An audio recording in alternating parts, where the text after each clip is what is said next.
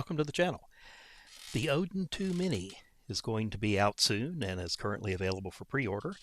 And question that you probably have and I have as well is it worth the order? So, based on what we know, here are some things to consider when those early reviews start coming out, probably in just a little while. The Odin 2 Mini is attractive to me actually because the PlayStation Portable and the PlayStation Vita were some of my favorite handheld systems of all time. Now, of course, I have an regular Odin 2 here for kind of my general purpose Android handheld, but something with this form factor here is particularly appealing, especially if it has a good screen and decent battery life, because as you can see, the Odin is quite a bit bigger than the Vita. This would be a lot easier to carry around. So let's take a look at what we know so far about this new handheld. So if we go to the AIN site, I guess AIN is how you pronounce their company, we see that the Odin 2 Mini is pretty much an Odin 2, same general specifications, except for mini LED display and a smaller battery. So that's actually a pretty good thing here. The size, as you can see, the Odin 2 Mini is more Vita sized than Odin 2 sized, although I think compared to the Vita, actually, the Odin 2 Mini is going to be about an inch wider, but fairly comparable in height and thickness. So that actually sounds good if portability is kind of your thing. And of course, the supposed star of the show, the mini LED display, which the key feature here, I think, is definitely the brightness, because one weakness of the Odin 2 is that it's kind of hard to see outside if the sun's out. So it's not a terrible screen by any means, but if you really want to play the handheld outside, I think an extra punch of brightness would certainly help. So there are certainly some potential pros with the Odin 2 Mini. The performance, we pretty much know what the Odin 2 Mini is going to perform like because we've seen the Odin 2, and anything the Odin 2 should be able to do, the Mini should be able to do the same. I mean, it's very similar hardware. The only difference might be some maybe the cooling's less efficient in the Odin 2 Mini because of the smaller size, but unless you're really pushing the hardware hard, and a lot of the stuff that we typically play on these doesn't push the hardware all that hard, then we should get some pretty good performance here. The portability is a really nice thing, just a little bit bigger than this, and this is actually a kind of a big thing for me. I'd like the device to be a little smaller for taking out of the house. Now, do we know if it's bright enough for the outside? Well, hopefully the brightness claims on the AIN website will live out. That's something we should probably hear about pretty quickly in early reviews. And the mini LED screen should have better contrast than the original Odin 2. It won't have the perfect blacks that an OLED screen will have, but maybe it'll be close enough.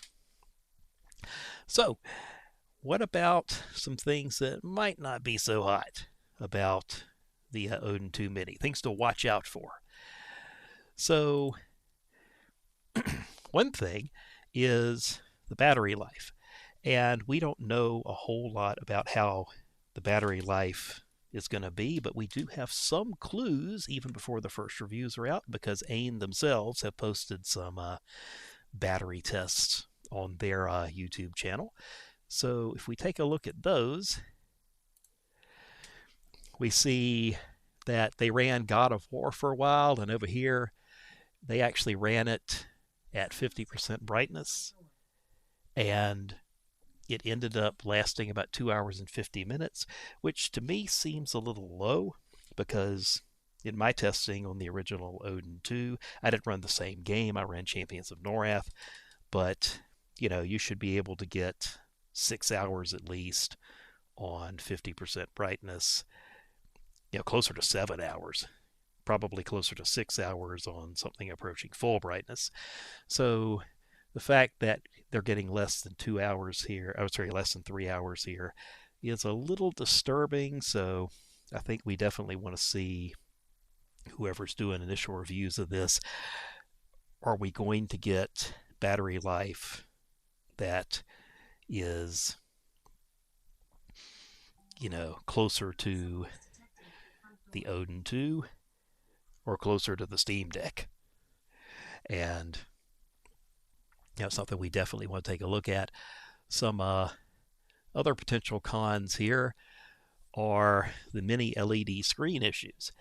There have been mini LED screens not on handheld like this, but on other devices. In particular, one problem that people have complained about a lot with, say, the MacBooks and the iPads that have this kind of screen is an effect called black vignetting. And if we look at some of AIM's official YouTube channel demonstration videos, let me put this one up here.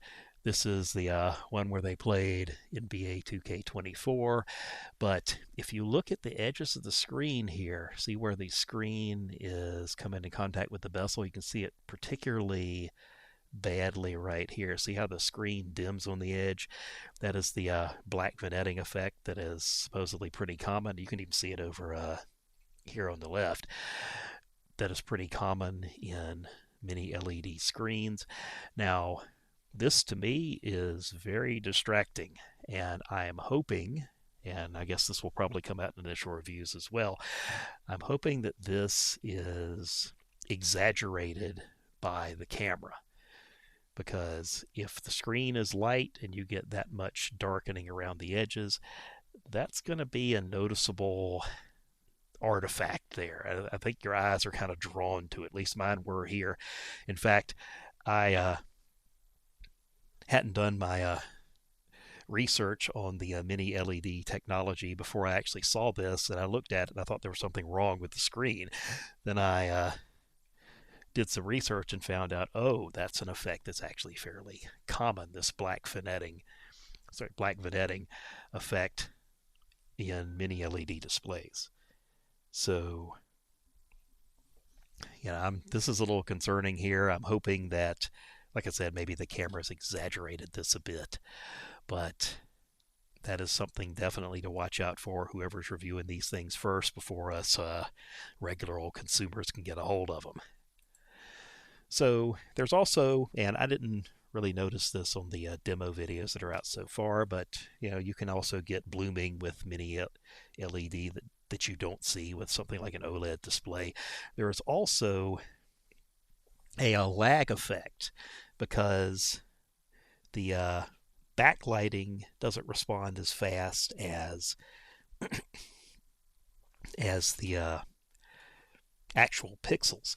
So on some mini LED displays, you will see actually a transition lag between going from a really bright area to a really dark area. Now, some people complain about that on their Windows machines. When they move windows around, there's actually a delay caused by the backlight not changing fast enough with this mini LED technology. And I'm a little concerned about this because in a lot of retro gaming, you will definitely have rapid dark to light transitions. So I'm curious to see if any of the initial reviewers actually spot this light, dark, dark, light transition lag. And one other potential con here, although maybe I'm the only person this bothers, is I really like the fact that the Odin 2, being an Android handheld, actually has a fingerprint sensor on it so that you can actually somewhat secure your device. I know it's not perfect, but it's better than nothing. And you can actually just, unlock it with a fingerprint and not having to have a passcode or anything like that, because the Odin devices don't have any cameras or anything on them, so you can't use a face unlock. So the fingerprint sensor being on the original Odin 2 was a very nice touch, I thought. And it doesn't look like it's on the Odin 2 Mini, which is a bit of a disappointment. Probably not a deal breaker for most people, and maybe I'm the only one that actually liked the fingerprint sensor being there, but it is a drawback for me. So just in conclusion here, I hope that people that are looking have bigger YouTube channels than mine and actually get these devices like before everybody else, I hope when they look at this, they consider these issues here. Particularly, I think the battery life and potential screen issues with this mini LED technology. But a handheld with this power, but close to this size, is a very appealing thing. And hopefully the pros outweigh the cons. Well, hope you enjoyed this little video here. If you like, please remember to leave a like. If you enjoy the content and want to see more, remember to subscribe to the channel. That helps us grow a bit. Maybe they'll start sending us some stuff. Not likely. I don't have enough viewers for that. But if you have any comments, anything I may have overlooked, please feel free to leave a comment. I'm actually looking into potentially getting an Odin 2 Mini, and I just wanted to share my thoughts on what would be good about it and what might not be so good about it. So hope you enjoyed the video, and I will see you next time.